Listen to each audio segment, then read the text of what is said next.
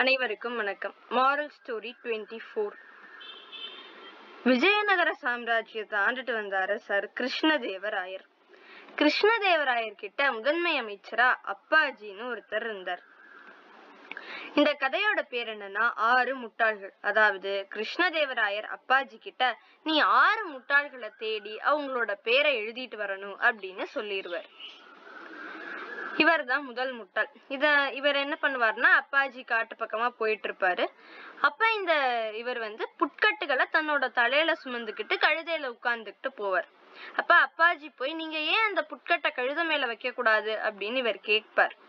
அதுக்கு அந்த மனுஷர் சொல்றாரு, எப்படி இந்த கழுதையால இவ்வளோ கனமான புட்கட்டை சுமக்க முடியும், அதனாலதான் அதை நான் என் தலையில சுமந்துக்கிட்டு நான் அந்த கழுத மேல உட்கார்ந்து இருக்கேன் அப்படின்னு சொல்றார்.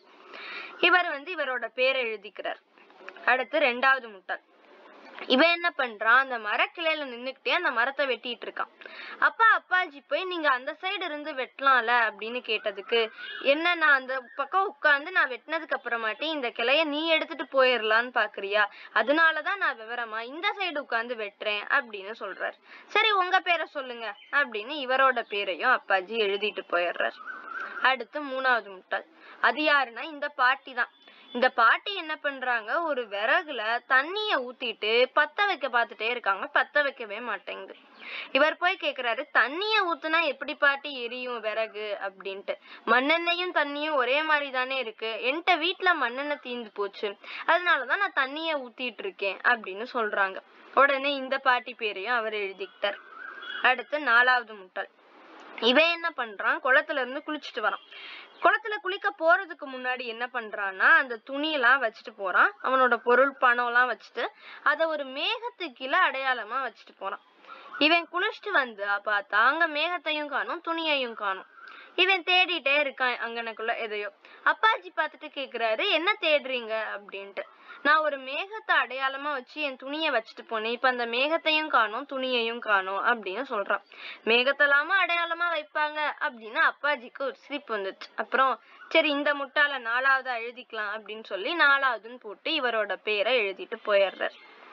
போய் கிருஷ்ணதேவராயர் கிட்ட, இந்தாங்க இந்த 4 முட்டாளோட பேரு அப்படின்னு சொல்லிடுறாரு. இதெல்லாம் இவர் இந்த 4 முட்டாளையும் சேகரிக்க இவருக்கு ஒரு நாள் ஆயிடுது.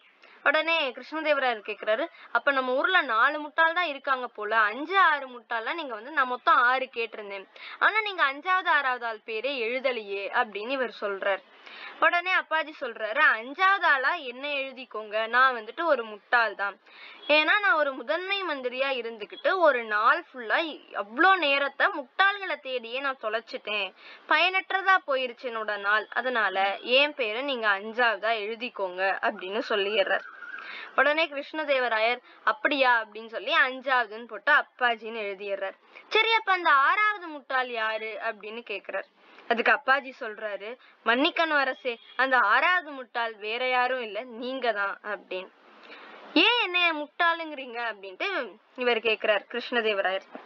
அதுக்கு அப்பாஜி சொல்றாரு, இவ்வளோ பெரிய சாம்ராஜ்யத்துக்கு அரசரா இருந்துகிட்டு முட்டாள்களை தேட சொல்லியிருக்கீங்க நீங்க, அறிவுடையவங்களை தேடினாலாவது நமக்கு அவங்களால பயன் கிடைக்கும், முட்டாள்களை தேடி எந்த பிரயோஜனமுமே கிடையாது, நமக்கு நேரம் தான் வீண், அதனாலதான் நான் அப்படி சொன்னேன் அப்படிங்கிறார். இப்பதான் கிருஷ்ணதேவராயருக்கு புரியுது அவரோட தப்பு. இந்த ஸ்டோரியோட மாரல் என்ன அப்படின்னா, சென்ற இடத்தால் செலவிடாது தீதுருகி நன்றின் பால் உயிப்பது அறிவு. தேவையில்லாத காரியங்கள்ல நம்மளுடைய மனதை செல்ல விடாமல் பயனுள்ள தேவையான விஷயங்கள்ல செலவிடணும் அப்படிங்கறதுதான். 2வது மாரல் என்ன அப்படின்னா, அறிகொன்ற அறியான் எனினும் உறுதி உளையிருந்தான் கூறல் கடன். அறிய வேண்டிய எதையும் அறியாதவனாக அந்த அரசன் இருந்தாலும் உறுதியான நல்ல ஆலோசனைகளை சொல்ல வேண்டியது பக்கத்துல இருந்து கொண்டிருக்கும் மந்திரியோட கடமை அப்படிங்கறதுதான். நன்றி.